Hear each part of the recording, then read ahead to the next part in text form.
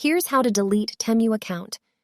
It's quite easy and simple to do, but make sure to watch the full video so you don't miss out on any important steps. First step is to open the Temu app. Then click on the U button, which is in the center of the screen at the bottom bar. Here you will see this type of screen. You have to scroll down and click on the setting button. Here is different option like switch accounts and sign out options, but you have to click on the @1 option, which is account security.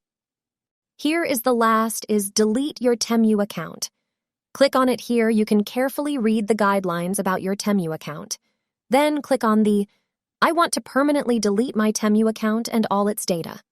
Then click on Continue. Then click on Delete option.